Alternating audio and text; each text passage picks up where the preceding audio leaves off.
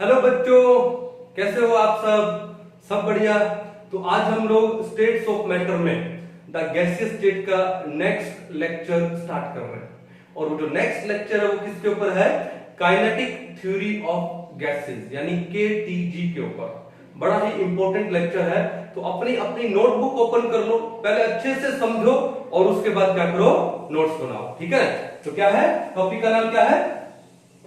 Kinetic theory of gases, जिसको हम लोग शॉर्ट में क्या बोलते हैं? केटीजी। अब ये टॉपिक आपके फिजिक्स में भी है, काइनेटिक थ्योरी ऑफ गैसेस। अब ये काइनेटिक थ्योरी ऑफ गैसेस दिया किसने? एक साइंटिस्ट थे जिनका नाम क्या था? बर्नौली। आई थिंक आपने बड़ा अच्छे से नाम सुन रखा होगा, बर्नौली थ्योरम वाले साइंटिस्ट। तो काइनेटिक थ्योरी ऑफ गैसेस, तो पहले तो एक इंपॉर्टेंट पॉइंट मैं आपको बता दूं कि ये जो केटीजी है, काइनेटिक थ्योरी ऑफ गैसेस है, ये 100% एप्लीकेबल होती है किसके ऊपर? आइडियल गैस के ऊपर।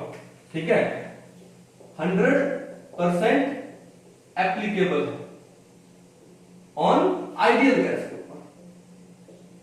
आइडियल गैस के ऊपर ये 100% एप्लीकेबल है।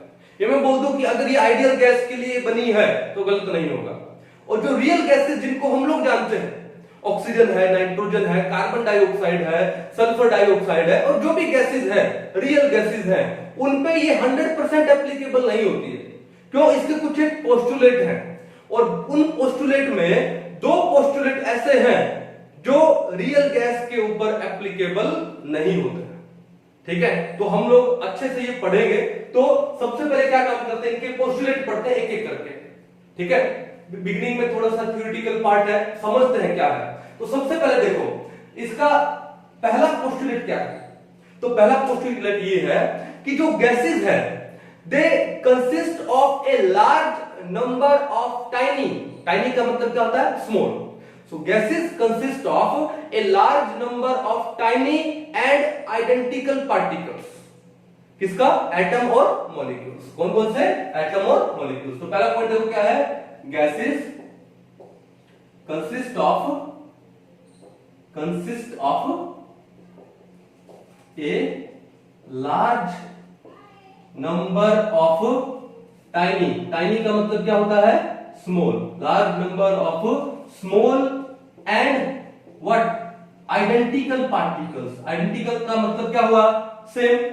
identical in the sense, तो भैया identical किस में? साइज में ले लो, मास में ले लो, एक्सेट्रा। कि साइज है आइडेंटिकल है गैसेस का, उनका जो मास है वो आइडेंटिकल मान लिया, शेप आइडेंटिकल मान ली हम लोगों ने। ठीक है, तो gases consist of a large number of tiny and identical what? Particles. और उनको हम लोग क्या नाम दे देते हैं? एटम्स या फिर molecules. Atoms and molecules. Atoms and molecules. Simple सा था, कोई बड़ी बात नहीं है। दूसरा पॉइंट देखो क्या है।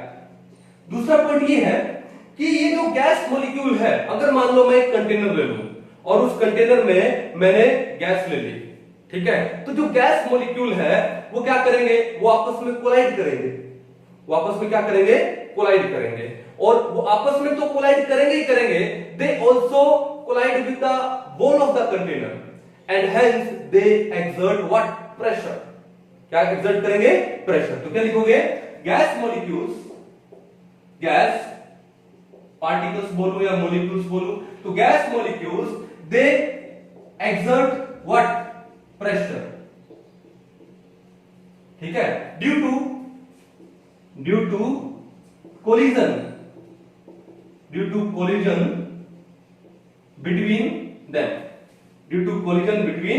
them and with the wall of the container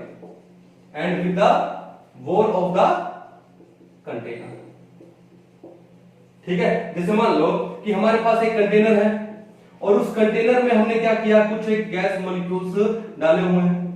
ठीक है, अब क्या होगा कि जो गैस मॉलिक्यूल्स है ये आपस में क्या करेंगे? एक दूसरे से कोलाइड करेंगे। अब कोलाइड करेंगे तो प्रेशर एक्सर्ट होगा, और आपस में तो कोलाइड करेंगे, और ये गैस की, ये कंटेनर की वॉल के साथ भी क्या करेंगे? कोलाइड करेंगे। जिससे क्या एक्सर्ट होगा, प्रेशर एक्सर्ट होगा। क्या एक्सर्ट होगा, प्रेशर। तो हमने क्या बोला कि जो गैस मॉलिक्यूल्स है they exert pressure due to collision between them, collision between each other and also with the wall of the container. Means कहने का मतलब है कि जो प्रेशर है, pressure of a gas, it is directly proportional to the number of collisions. जितना collisions ज्यादा होगा उतना ही प्रेशर ज्यादा एक्सर्ट होगा, चाहे वो कोलिजन आपस में हो या कंटेनर की वॉल के साथ हो। तो नंबर ऑफ कोलिजन जितने ज्यादा होंगे, प्रेशर है गैस का उतना ही ज्यादा एक्सर्ट होगा। कहानी समझ आ गई, कोई इशू नहीं है ना। चलिए नंबर 3 क्या है। नंबर 3 ये है कि जब ये कोलिजन होता है, ठीक है, तो ये कोलिजन क्या होते हैं, these collisions are perfectly elastic. क्या बोला हमने, दीज collisions are perfectly elastic. These are perfectly elastic. अब ये इलास्टिक का मतलब क्या है, आपने फिजिक्स में इलास्टिक और इनइलास्टिक कोलिजन पढ़ा होगा, ठीक है। तो इलास्टिक का मतलब क्या है, that there is no loss in the kinetic energy of gas molecules. Means there is no loss in the kinetic energy of gas molecules। ठीक है, अब देखो ध्यान से, तो मैं आपको इलास्टिक का मीनिंग और अच्छे से एक्सप्लेन करता हूं। इलास्टिक का मतलब क्या हुआ कि जैसे देखो ये गैस मॉलिक्यूल है और ये दूसरा गैस मॉलिक्यूल है। अब मान लो इन दोनों गैस मॉलिक्यूल्स का जो स्पीड है, जो वेलोसिटी है, वो डिफरेंट है। मान लो इस गैस मॉलिक्यूल का स्पीड मैंने ले लिया क्या, x ले लिया, और इसका स्पीड मैंने क्या ले लिया, 5x ले लिया। तो इसका स्पीड इस मॉलिक्यूल की स्पीड से क्या हो गया, थोड़ा ज्यादा हो गया, 5 टाइम्स ज्यादा हो गया, मान लिया हम लोगों ने। अब क्या होगा कि जो गैस मॉलिक्यूल्स है, they are randomly moving here and there, they are randomly moving in all the direction with different velocities but in straight line। ये भी एक पोस्टुलेट है, लिखेंगे। तो अब क्या होगा कि जब रैंडमली मूव कर रहे हैं तो ये जो गैस मॉलिक्यूल है इस गैस मॉलिक्यूल से कोलाइड करेगा। अब देखो कोलाइड करने के बाद देखना क्या होगा, कोलाइड करने के बाद क्या हुआ देखो, यानी कि when this gas molecule collide with this gas molecule, then it transfers some of its kinetic energy to this gas molecule।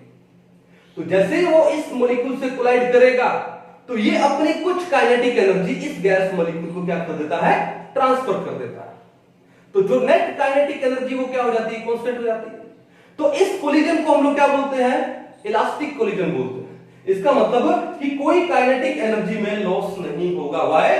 Because when gas molecules collide with each other, then they transfer some amount of their kinetic energy to other gas molecule, so the net kinetic energy will be constant, means there will be no loss in the kinetic energy of the gas molecule। तो इसको हम लोग क्या बोलते हैं, elastic collision बोलते हैं। क्या बोलते हैं इसको हम लोग, इलास्टिक कोलिजन। कहानी समझ आ गई। तो ये क्या बोलते हैं कि the collisions are perfectly elastic. ठीक है, उतार दो, थोड़ा सा आगे चलते हैं। ठीक है, मिटा दो। चलिए अब नेक्स्ट पॉइंट पढ़ते हैं।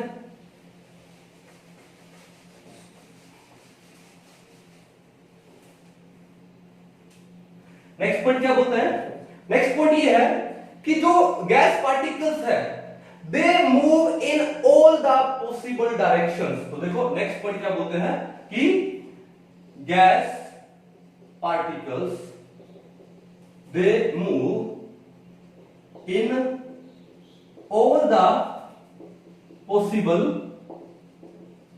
directions। ठीक है, with different velocities या with different speeds। कि जो गैस पार्टिकल है वो जितनी पॉसिबल डायरेक्शन है उन सब में मूव करेंगे और डिफरेंट वेलोसिटीज के साथ, but in straight line, but in straight line. जैसे मान लो कि एक गैस पार्टिकल है, एक गैस पार्टिकल वो क्या हुआ, वो एक्स एक्सिस के अलोंग मूव कर रहा है। विद सम वेलोसिटी, तो वो उस एक्सिस के अलोंग ही मूव करेगा जब तक कोलिजन ना हो जाए, जब तक क्या ना हो जाए, कोलिजन ना हो जाए। अब उसके बाद किसी दूसरे मॉलिक्यूल से कोलाइड होकर के हो सकता है उसकी डायरेक्शन चेंज हो जाए। जैसे आपने कई बार सुना होगा कि कुछ लोगों को नींद में चलने की बीमारी होती है, आदत होती है, आदत तो नहीं बोलूंगा, बीमारी बोलूंगा उसको, कि नींद में कौन चलना चाहता, ठीक है। तो एक बार अज्यूम करके देखो कि मान लो मैं नींद में चल रहा हूं, मेरी आंखें बंद है, मैं नींद में जा रहा हूं, मेरी आंखें बंद है, तो मैं जब जा रहा हूं तो मैं एक स्ट्रेट डायरेक्शन में मूव करता जाऊंगा। If I assume myself as a gas molecule, तो मैं एक जो मेरी एक कोई फिक्स जो भी स्पीड होगी उस स्पीड से मैं नींद में चलता जा रहा हूं। अब सामने किसी वॉल से मैं टकरा गया, अब टकराने के बाद मेरी डायरेक्शन चेंज हो गई, टकराने के बाद मेरी क्या हो गई, डायरेक्शन चेंज हो गई। तो कहने का मतलब क्या है कि जो गैस मॉलिक्यूल्स है they move in all the possible direction with different velocities, but they move in a straight line, they move in a straight line. कहानी समझ जाओगे, कोई इशू नहीं है। नंबर 5 देखो क्या है कि जब ये डिफरेंट वेलोसिटीज के साथ मूव करेंगे तो they may have different kinetic energy, ठीक है। तो gas molecules moving with different velocities या speed, ठीक है, they will have different kinetic energy. उनका काइनेटिक एनर्जी क्या हो जाएगा, डिफरेंट हो जाएगा। काइनेटिक एनर्जी क्या होती है, हाफ एम वी स्क्वायर। अगर v डिफरेंट है तो काइनेटिक एनर्जी क्या हो जाएगा, डिफरेंट हो जाएगा। इसका मतलब हर एक गैस मॉलिक्यूल का काइनेटिक एनर्जी क्या है, डिफरेंट है। In that case we can consider about the average kinetic energy, क्योंकि there is no loss in the kinetic energy, तो काइनेटिक एनर्जी तो क्या रहेगी, कांस्टेंट रहेगी ना। तो क्या होगा कि जो गैस मॉलिक्यूल है जो डिफरेंट वेलोसिटी के साथ मूव कर रहे हैं तो उनका काइनेटिक एनर्जी भी डिफरेंट होगा। अब सभी का काइनेटिक एनर्जी डिफरेंट होगा तो टोटल काइनेटिक एनर्जी तो कांस्टेंट होना चाहिए। So in that case we can consider about the average kinetic energy. इसके बारे में एवरेज काइनेटिक एनर्जी। और एक बात और है कि जो एवरेज काइनेटिक एनर्जी है, जो काइनेटिक एनर्जी है वो डायरेक्टली प्रोपोर्शनल होती है किसके, एब्सोल्यूट टेम्परेचर के। The kinetic energy of the gas molecules is directly proportional to the absolute temperature. बड़ा ही इंपॉर्टेंट पॉइंट है भैया कि जो गैस मॉलिक्यूल का काइनेटिक एनर्जी ना तो प्रेशर पे डिपेंड करेगा, ना नेचर ऑफ द गैस पे डिपेंड करेगा, ना मास ऑफ द गैस पे डिपेंड करेगा। किस पे डिपेंड करेगा, सिर्फ टेम्परेचर के ऊपर डिपेंड करेगा, एब्सोल्यूट टेम्परेचर। एब्सोल्यूट टेम्परेचर का मतलब केल्विन में लिया है, ठीक है। अब ये ऐसा क्यों, इसको हम लोग प्रूव करने वाले हैं अभी आने वाले टाइम में। लेकिन इसके ऊपर आईआईटी में भी क्वेश्चन आ चुका है, इसके ऊपर एआईपीएमटी में भी क्वेश्चन पूछे जा चुके हैं और बहुत सारे स्टेट एग्जाम में भी क्वेश्चन पूछा जा रहा है कि भैया ये जो काइनेटिक एनर्जी है गैस मॉलिक्यूल्स का वो एब्सोल्यूट टेम्परेचर के डायरेक्टली प्रोपोर्शनल होता है, सिर्फ टेम्परेचर पे डिपेंड करती है। नो मैटर कि कौन सा गैस है, नो मैटर कि गैस का नेचर क्या है, नो मैटर कि क्या प्रेशर है, क्या सिचुएशन है, सिर्फ एक ही सिचुएशन, क्या, टेम्परेचर। कहानी समझ आ गई। तो इसको हम लोग आने वाले टाइम में भी क्या करेंगे, डेरिवेशन के साथ इसको प्रूव करेंगे। क्लियर कहानी। तो कितने पोस्टुलेट हो गए हमारे, 5 हो गए। नंबर 6 पोस्टुलेट है। अब देखो गैस मॉलिक्यूल है वो एक पर्टिकुलर स्पीड के साथ क्या कर रहे हैं, मूव कर रहे हैं। अब उनकी जो स्पीड के ऊपर ग्रेविटी का कोई इफेक्ट नहीं पड़ता, उनकी स्पीड के ऊपर ग्रेविटी का कोई इफेक्ट नहीं पड़ता। अब एक बात सोचो, जैसे मार्कर है और ये इसका कैप है, ठीक है। अब इस कैप का कुछ एक वेट है, कुछ एक मास है, तो क्या होगा कि जब मैं इस कैप को मान लो मैं सीधा फेंकूंगा कहीं पे, if I throw this cap on this board, what will happen, notice करना कि जैसे ही मैंने सीधा फेंका वो गया और उसके बाद वो कहां पे गया, बोर्ड के साथ कोलाइड करने के बाद कहां गया, नीचे। क्यों गया, due to the action of gravity, due to the action of gravity नीचे गया ना, ओके। लेकिन बात यह है कि जो गैस मॉलिक्यूल है वो एक स्ट्रेट लाइन में मूव कर रहे हैं, जब वो स्ट्रेट लाइन में मूव कर रहे हैं तो वो ग्रेविटी तो उनको नीचे नहीं खींचेगी, क्योंकि उनका मास क्या है, मास बहुत ही कम है, उनका वेट बहुत ही कम है, तो ग्रेविटी का उनकी स्पीड के ऊपर इफेक्ट नहीं पड़ता। तो अगला पॉइंट क्या हो गया कि gravity has no effect on the speed of gas molecules. Gravity has no effect on the speed of gas molecules. कहानी समझ आ गई अच्छे से, उतार लीजिए इसको, फिर हम लोग आगे चलते हैं। ठीक है, चलो मिटा दो इसको। अब आगे देखो कितने पोस्टुलेट हो गए, 6 हो गए, हालांकि 15 से 20 पोस्टुलेट है इसके, लेकिन हम लोग क्या कर रहे हैं, इंपॉर्टेंट पोस्टुलेट है वही डिस्कस करने वाले। अब जो अगला पोस्टुलेट है नंबर 7, वो क्या है, वो ये बोलता है that there is no force of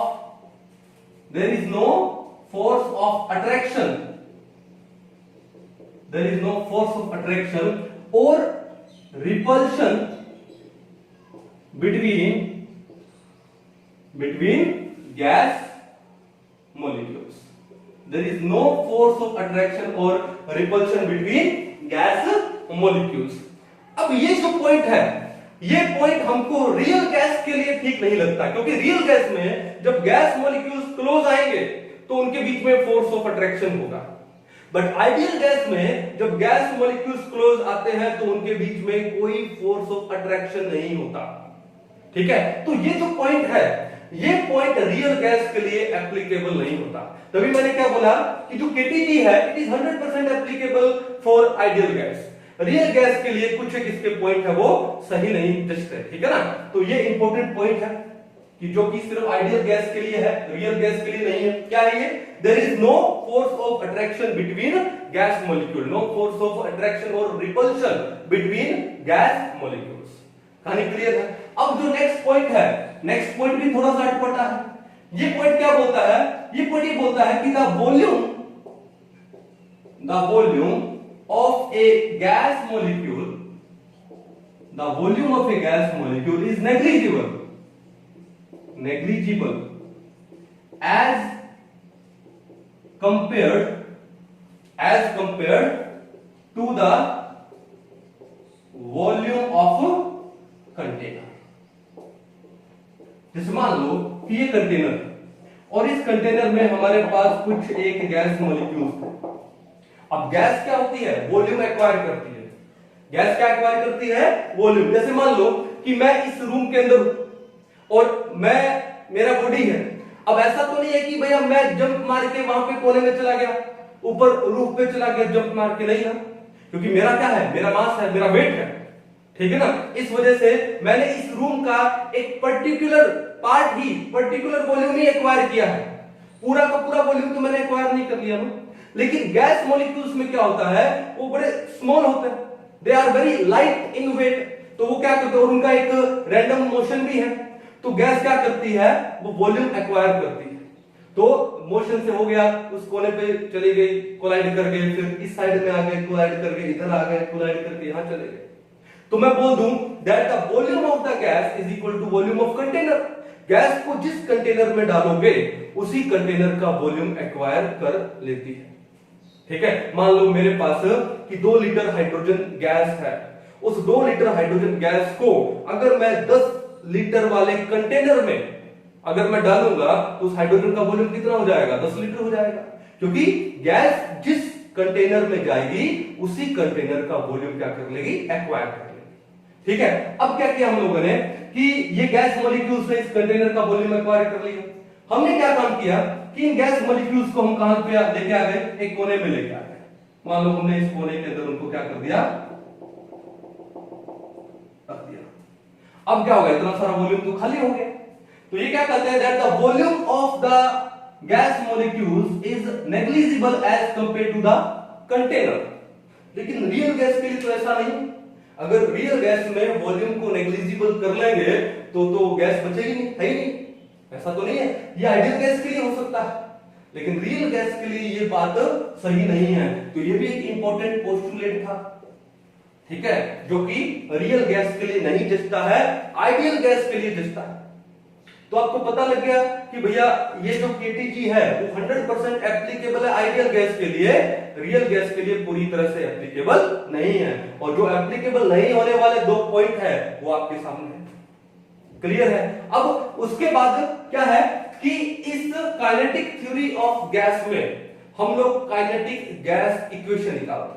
क्या निकालते हैं? काइनेटिक गैस इक्वेशन, ठीक है। और उसके बाद हम लोग काइनेटिक एनर्जी भी निकालेंगे of 1 mole of a gas, या फिर of n molecules of the gas, या फिर 1 मॉलिक्यूल ऑफ द गैस का काइनेटिक एनर्जी निकालेंगे, डेरिवेशन निकालेंगे। क्योंकि मैंने आपको बोला है कि जो काइनेटिक एनर्जी है वो डायरेक्टली प्रोपोर्शनल होती है किसके? एब्सोल्यूट टेंपरेचर के। वो टेंपरेचर के कैसे डायरेक्टली प्रोपोर्शनल होती है वो तो हम लोग प्रूव करेंगे डेरिवेशन से। तो एक बार इसको उतार लो, उसके बाद काइनेटिक थ्योरी और काइनेटिक गैस इक्वेशन पढ़ते हैं, ठीक है। चलो अभी हम लोग आगे पढ़ते हैं क्या? Kinetic gas equation. क्या पढ़ रहे हैं हम लोग? Kinetic gas equation. बड़ा इंपॉर्टेंट है इसका डेरिवेशन, लेकिन डेरिवेशन कराने से पहले मैं आपको बता दूं कि काइनेटिक गैस इक्वेशन एक्चुअल में है क्या।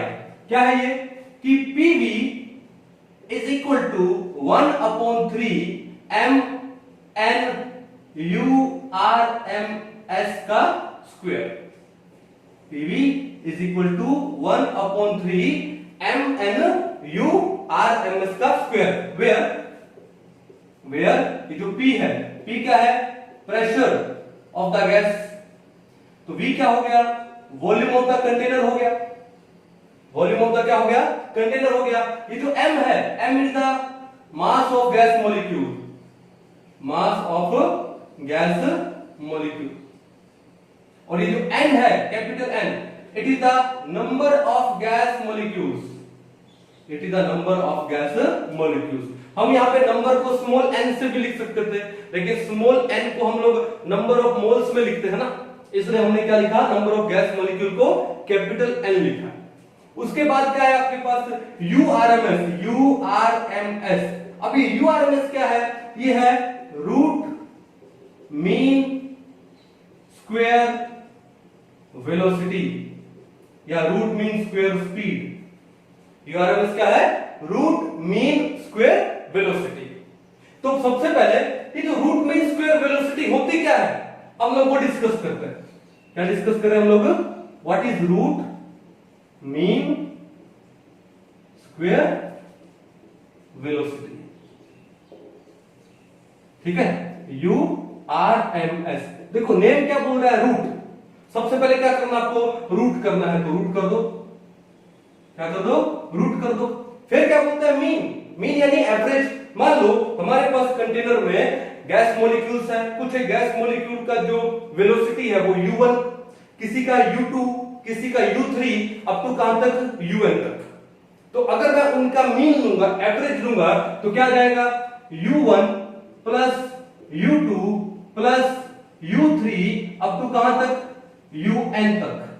और अपॉन में क्या हो जाएगा? Capital N। तो ये क्या हो गया? आपका मीन हो गया। ये क्या हो गया? मीन यानी एवरेज हो गया। फिर उसके बाद क्या बोलता है? स्क्वायर, यानी इस वेलोसिटी का क्या कर दो? स्क्वायर कर दो। तो ये जो हमारे पास वेलोसिटी आई है वो कौन सी आई है? Root mean square velocity. क्या करना है? रूट करना है, मीन कर दिया और वेलोसिटी का स्क्वायर कर दिया, तो क्या हो गया? Root mean square velocity. Clear है? अब देखो इस रूट को अगर मैं यहां ले जाऊं तो क्या हो जाएगा? स्क्वायर हो जाएगा। क्या हो जाएगा? स्क्वायर। किसके इक्वल आएगा? U1 square plus U2 square plus U3 square up to UN square. Upon में क्या हो जाएगा? ये रिलेशन हमारे आगे काम आएगा इसके डेरिवेशन में, ठीक है। अच्छे से समझ लो इसको। ये क्या है? Root mean square velocity. फिर मैंने जब आपको पोस्टुलेट बता रहा था किसके? KTG के, तो मैंने आपको क्या बोला था? That the kinetic energy of gas molecule it is directly proportional to absolute temperature. बताया नहीं बताया? काइनेटिक एनर्जी किसके डायरेक्टली प्रोपोर्शनल होती है? Absolute temperature. मैंने क्या बोला कि हम डेरिवेशन करेंगे, बिल्कुल इसका डेरिवेशन करेंगे। और डेरिवेशन करने से पहले मैं आपको बता देता हूं कि रिलेशन क्या है। रिलेशन ये है कि जो काइनेटिक एनर्जी है it is equal to 3/2 RT। किसके इक्वल है?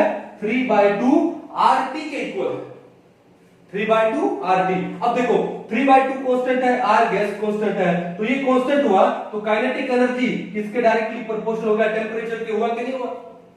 तो जो गैस मॉलिक्यूल्स का जो काइनेटिक एनर्जी है ना तो प्रेशर पे डिपेंड करता है ना नेचर ऑफ गैस के ऊपर डिपेंड करता है, वो सिर्फ एक ही फैक्टर पे डिपेंड करता है। वो कौन सा है? टेंपरेचर।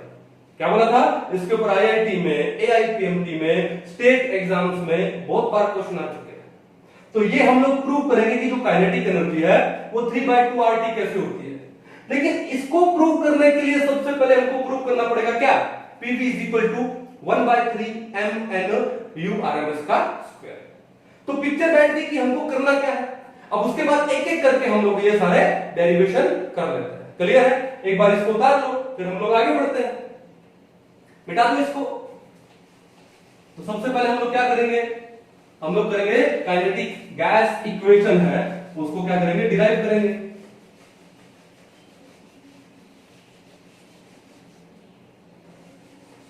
ठीक है, तो देखो ध्यान से, सबसे पहले तो इसको डिराइव करने के लिए एक काम करते हैं कि हमने एक गैस मॉलिक्यूल ले लिया।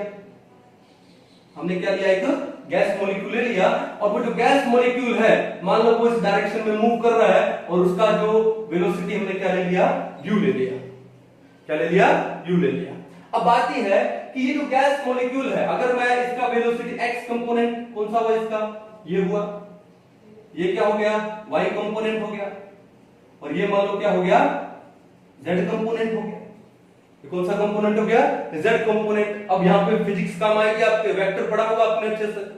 तो अगर मैं इस गैस मॉलिक्यूल की वेलोसिटी को वेक्टर फॉर्म में लूं तो u किसके इक्वल हो जाएगा? किसके इक्वल होगा बताओ?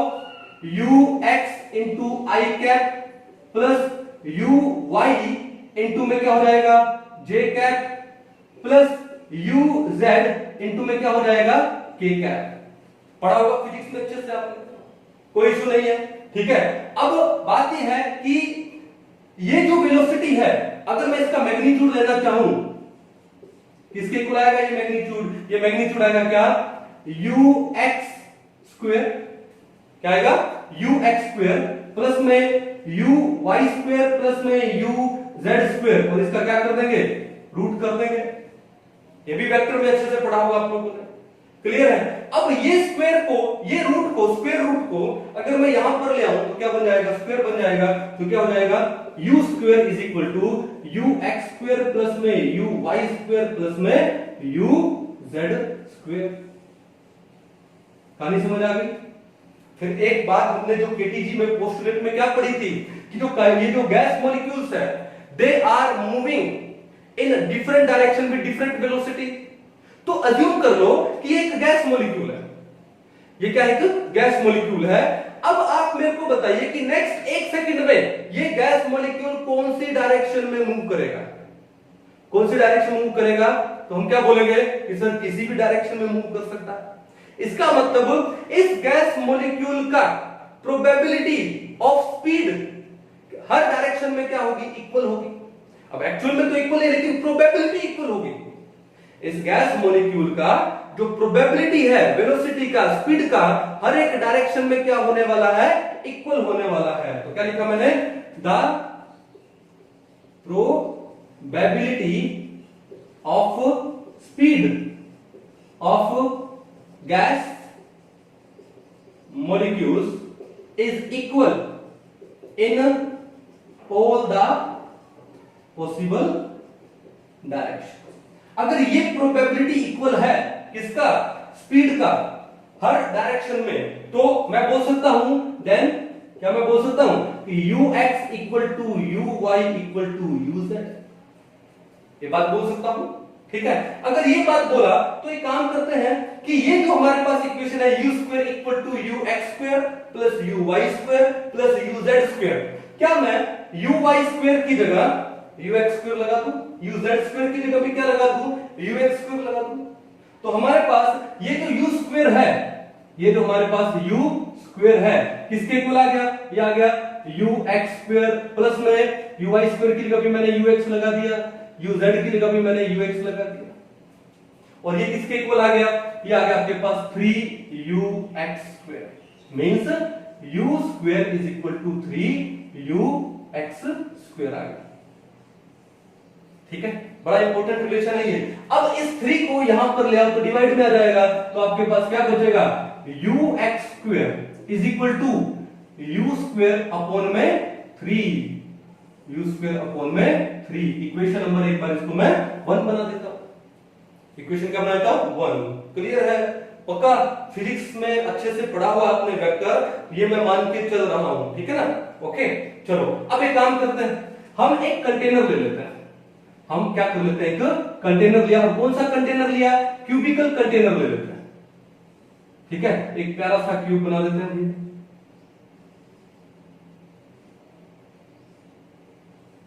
ठीक है। आई थिंक ड्राइंग में आप सब मास्टर होंगे, अच्छा सा डिजाइन बनाएंगे आई थिंक। तो हमने क्या बना दिया, एक क्यूब बना दिया, ठीक है। ये x कोऑर्डिनेट, ये y कोऑर्डिनेट ले लिया, और ये क्या ले लिया, z कोऑर्डिनेट ले लिया। क्लियर है, ओके। अब देखो बात ये है कि ये जो क्यूब है इसकी तीनों साइड क्या इक्वल होंगी। मान लो इसकी जो एक साइड है वो क्या है, l है, क्या है, l है। तो इस क्यूब का जो मैं वॉल्यूम लूंगा तो क्या हो जाएगा, l इंटू l यानी l क्यूब हो जाएगा। अगर मैं एरिया लेना चाहूं तो l स्क्वायर हो जाएगा, एरिया किसके, एक फेस का एरिया। अब हमने क्या काम किया कि हमने एक गैस मॉलिक्यूल ले लिया यहां पर, भाई इस क्यूब के अंदर क्या सिर्फ एक ही गैस मॉलिक्यूल है, no, there are n number of gas molecules. लेकिन n नंबर को स्टडी करने से पहले कम से कम एक गैस मॉलिक्यूल को तो स्टडी करें, उसके बाद n मॉलिक्यूल्स को करेंगे। तो मान लो हमने एक गैस मॉलिक्यूल ले लिया जिसका जो मास है, जिसका जो मास क्या है, क्या है, स्मॉल m है। Small m is the mass of one gas molecule. और इस क्यूबिकल में जो total number of gas molecules है वो कितने हैं, n है। n क्या है, total number of gas molecules, किसमें, इस क्यूबिकल कंटेनर में। क्लियर है, कोई इशू नहीं है। अब देखो ध्यान से कि ये गैस मूव है, ये जो गैस मॉलिक्यूल है वो क्या करेगा, ये मूव करेगा क्योंकि इसका एक वेलोसिटी, तो मूव करेगा तो क्या होगा कि इस कंटेनर की वॉल के साथ कोलाइड करेगा। अब किसी एक वॉल को मैं ले लेता, मान लो मैंने ये वॉल को ले लिया, इस वॉल को मैं शेडेड में दिखा रहा हूं, मान लो मैंने ये वॉल ले लिया, और ये गैस मॉलिक्यूल है वो ये एक्स एक्सिस के अलोंग मूव कर रहा है और इस वॉल के साथ कोलाइड करेगा, इस वॉल के साथ क्या करेगा, ये कोलाइड करेगा। कहानी क्लियर है, ठीक है। अब जब ये इस वॉल के साथ कोलाइड करेगा तो उसका जो वेलोसिटी है वो कितना मान लो, वेलोसिटी मान लो क्या, u1x, भाई u1 वेलोसिटी मान लिया, और x एक्सिस के अलोंग माना है तो u1x या फिर ux1 मान लेता हूं, तो इसका वेलोसिटी हमने क्या मान लिया, ux1 मान लिया। क्लियर है कहानी। अब देखो हुआ क्या कि इसने इस वॉल के साथ में क्या किया, कोलाइड किया, क्या किया, कोलाइड किया, ठीक है। अब कोलाइड करेगा, ठीक है, तो क्या लिखेंगे हम लोग यहां पे, मोमेंटम, क्यों, क्योंकि स्पीड है इसका, मास है इसका, तो क्या है, मोमेंटम। तो जो इनिशियल मोमेंटम है pi वो किसके इक्वल हो गया, mu किसके इक्वल हो गया, mu(x1). अब कोलाइड करने के बाद करेगा क्या, कोलाइड करने के बाद उसी स्पीड से ये वापस आ जाएगा, उसी स्पीड से क्या आ जाने वाला है वापस, क्योंकि स्पीड में कोई चेंज नहीं होने वाला। तो क्या हो जाएगा, जो फाइनल मोमेंटम है pf क्या हो जाएगा, mu(x2), ये फाइनल मोमेंटम हो जाएगा, ये क्या हो जाएगा, फाइनल मोमेंटम। क्लियर है। तो जो चेंज इन मोमेंटम है, जो चेंज, अब देखो जो फाइनल मोमेंटम mu(x2) तो है, लेकिन डायरेक्शन क्या है, अपोजिट है, अपोजिट डायरेक्शन है, तो आगे साइन क्या लगा दूं मैं, माइनस का लगा दूं, आगे साइन क्या लगा दो, माइनस का। तो जो चेंज इन मोमेंटम है डेल पी क्या लिखोगे, p इनिशियल माइनस में p फाइनल, या फिर क्या लिखोगे, p फाइनल माइनस में p इनिशियल। हमको सिर्फ मैग्नीट्यूड से मतलब है, हमको यहाँ पे डायरेक्शन साइन नहीं लेना है यहाँ पे। अब P इनिशियल है, क्या है MuX1 minus minus minus minus plus हो गया MuX2 नो MuX1 है, क्योंकि मॉलिक्यूल का वेलोसिटी तो वही है ना। तो क्या आ जाएगा ये P initial minus P final क्या आ जाएगा, ये आपके पास आ जाएगा क्या 2MuX1, या फिर अगर P final minus P initial लूं तो माइनस MuX1 माइनस MuX1, तो माइनस 2MuX1, माइनस हमको लेना नहीं क्योंकि हम लोग मैग्नीट्यूड चाहिए, तो क्या जाएगा 2MuX1, क्या आ गया आपके पास ये डेल्टा P आ गया, चेंज इन मोमेंटम आ गया, क्या आ गया हमारे पास चेंज इन मोमेंटम। अब देखो ध्यान से कि जो गैस मॉलिक्यूल है वो इस वॉल के साथ कोलाइड कर रहा है और कोलाइड करने के बाद वापस आ रहा है, तो एक कोलिजन में इसने कितना डिस्टेंस ट्रेवल किया, तो मैं क्या लिखूं distance travelled by the gas molecule in one collision, distance travelled by the gas molecule in one collision, one collision में कितना डिस्टेंस, तो भैया देखो है पहले ये यहां गया है तो इसने कितना डिस्टेंस ट्रेवल किया L करके, फिर यहां पे इस वॉल के साथ कोलाइड करके वापस आ गया, तो वापस कितना आया L, तो L प्लस L कितना हुआ 2L, तो भैया एक कोलिजन में इस गैस मॉलिक्यूल ने पहले गया L डिस्टेंस गया और बाद में L डिस्टेंस वापस आया, तो एक कोलिजन में गैस मॉलिक्यूल ने कितना डिस्टेंस ट्रेवल किया 2L, कितना डिस्टेंस ट्रेवल किया 2L, और इस डिस्टेंस ट्रेवल करने के लिए इसको टाइम कितना लगा, तो क्या लिखे हम लोग time taken in one collision, कि एक कोलिजन में इसको टाइम कितना लगा। अब मुझे बताओ वेलोसिटी क्या होती है डिस्टेंस अपॉन टाइम, तो टाइम को इधर ले आओ वेलोसिटी को नीचे ले आओ, तो टाइम क्या होगा डिस्टेंस अपॉन वेलोसिटी, तो time t is equal to distance, distance कितना है 2L, कितना है 2L अपॉन में वेलोसिटी, वेलोसिटी कितना है इसका uX1, वेलोसिटी कितना है इसका uX1, तो t किसके इक्वल आ गया 2L अपॉन में uX1, इसके इक्वल आ गया, कोई इशू नहीं। अब देखो ध्यान से, जब ये गैस मॉलिक्यूल इस कंटेनर की वॉल पे कोलाइड करेगा तो क्या एक्सर्ट करेगा, फोर्स एक्सर्ट करेगा, क्या एक्सर्ट करेगा फोर्स, तो भैया देखो ध्यान से क्या लिखा हम लोगों ने, force due to one molecule या force exerted by a gas molecule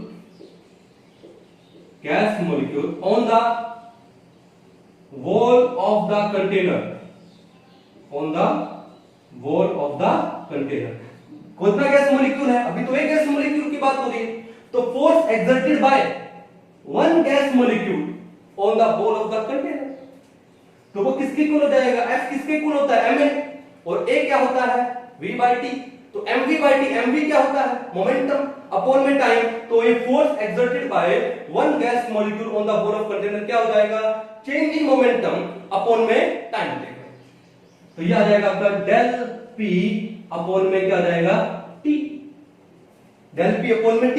अब डेल p कितना है भैया, डेल p हमने निकाला है क्या 2muX1, तो डेल p क्या हो गया 2muX1 हो गया अपॉन में t, t कितना निकाला हम लोगों ने 2L अपॉन में uX1, 2L अपॉन में क्या हो गया uX1 हो गया। अब 2 से तो 2 कैंसिल कर देंगे और ये जो uX1 डिवाइड में ऊपर आके मल्टीप्लाई होगा तो uX1 का स्क्वायर हो जाएगा, uX1 का क्या हो जाएगा स्क्वायर। एक बार आप इसको उतार लीजिए, हमको थोड़ा सा स्पेस चाहिए, तो मैं ये right hand side left hand side एक बार मिटा देता हूं,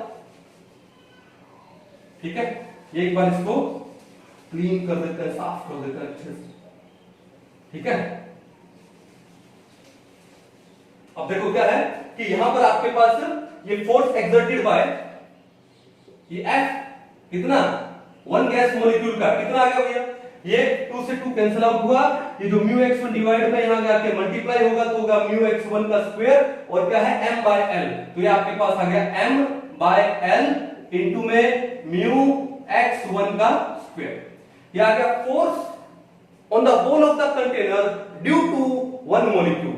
ये F क्या है, ये F है ड्यू टू वन मॉलिक्यूल, ठीक है, अब ये क्या है, म्यू x1, क्या है, म्यू x1 यानी x एक्सिस के अलोंग।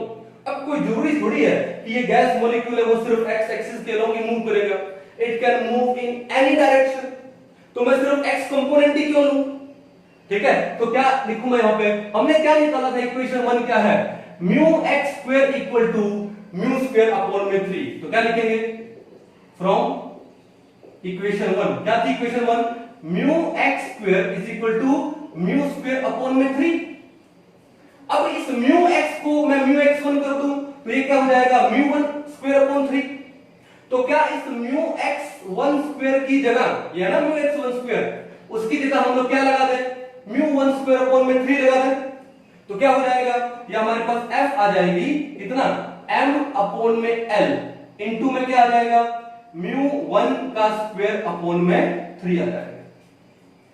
ये कहानी समझ आ गई, या फिर 1/3 m अपॉन में l इनटू में म्यू 1 स्क्वायर, ये तो 3 डिवाइड में है, इसको क्या मैं आगे लिख दूं, क्या हो जाएगा ये 1/3 इनटू m अपॉन में l इनटू में u1 का स्क्वायर, ये आ गया force exerted by one molecule. तो अब क्या सिर्फ इस कंटेनर में एक ही मॉलिक्यूल है, no, there are n molecules in the container.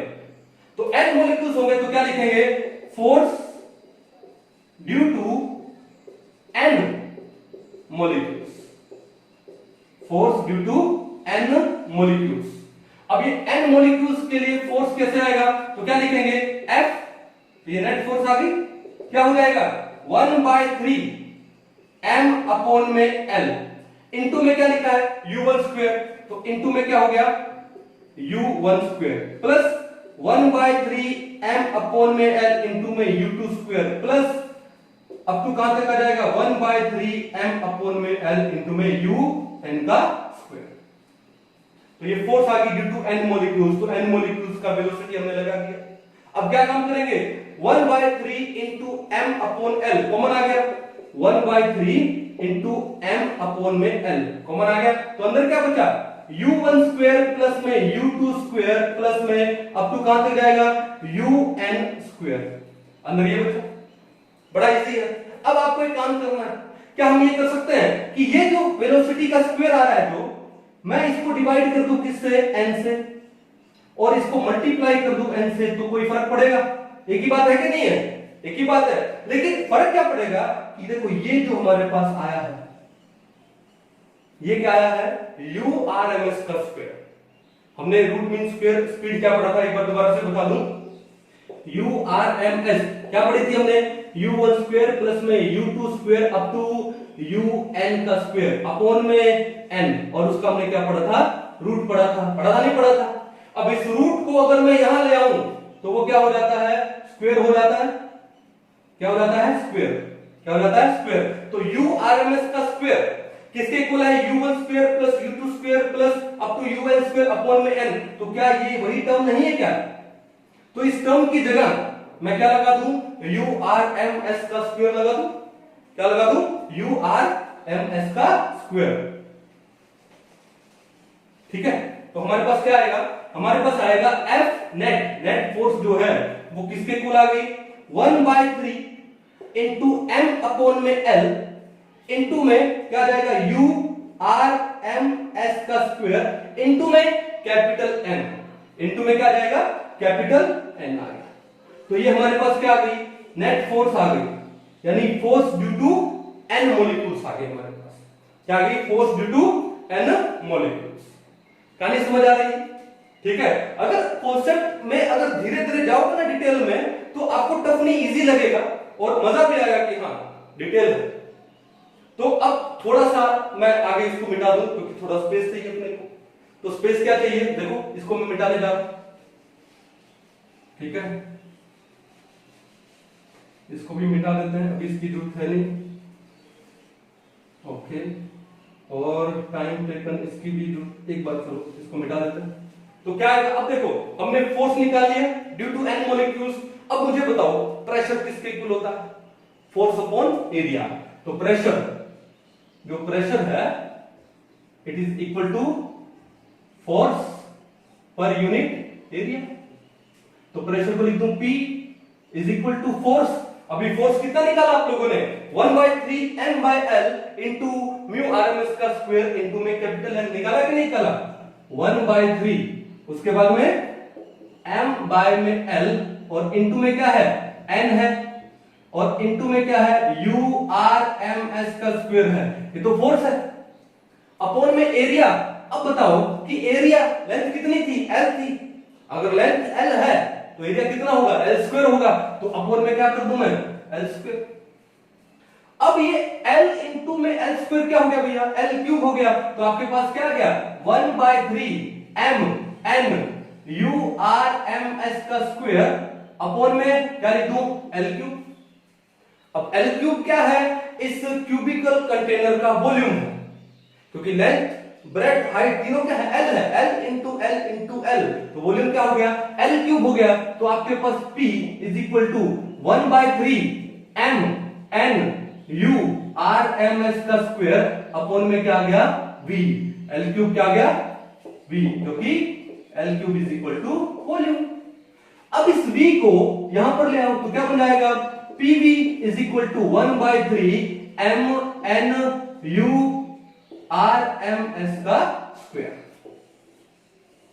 क्या ये यही इक्वेशन नहीं है क्या, pv is equal to 1/3 m n u r m s का square and this is what kinetic gas equation, where P is the pressure, V is the volume of the container, M is the mass of a gas molecule, N is the number of gas molecules, and U RMS is the root mean square velocity. Root mean square velocity. कहानी समझ आई, मजा आया कुछ? तो ये derivation है किसका, kinetic gas equation का। किसका, काइनेटिक गैस इक्वेशन का। कर पाओगे अच्छे से, कोई इशू नहीं है। एक बार दोबारा से रिवाइंड करके पूरा देखो, आपको बड़ा मजा आएगा, अच्छे से समझ आ जाएगा। क्लियर है? अब थोड़ा सा आगे चलते हैं। मैंने आपको क्या बोला था कि जो काइनेटिक एनर्जी होती है it is equal to 3/2 RT। मैंने कहा उसके लिए भी डेरिवेशन करेंगे, लेकिन उसके लिए पहले ये डेरिवेशन चाहिए, तो हमने ये डेरिवेशन अच्छे से कर लिया। मिटा दो एक बार इसको एक बार मिटा दिया जाए, अब इसकी जरूरत नहीं है।